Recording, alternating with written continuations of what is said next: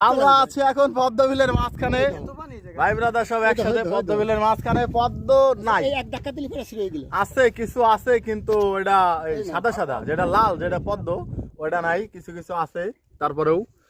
আর অধিকাংশ বিশেষ করে আমাদের কারণেই, আমাদের মতো লোকের কারণে আর কি বিলুপ্ত হয়ে গেছে। ঘুরতে আসে, সুন্দর জিনিস দেখে, এই উঠায় নিয়ে যায়। দুই একটা নাও, তুমি শখের বিষয় নিবা নাও, দুই একটা নাও, কিন্তু মনে করেন যে পাজা ধরে ধরে অনেকগুলো ছিঁড়ে ছিঁড়ে উঠায় মনে করেন যে নিয়ে যায়।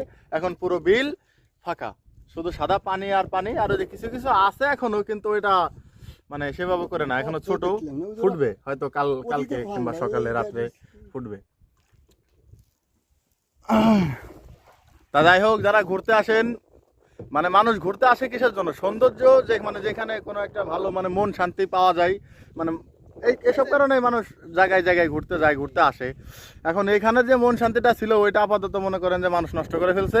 আশা করি আপনারা সবাই মানে ঘোরার জায়গায় কোনোদিন মনে করেন এই কি করবেন, নষ্ট করবেন না কোনোদিন, ঠিক আছে?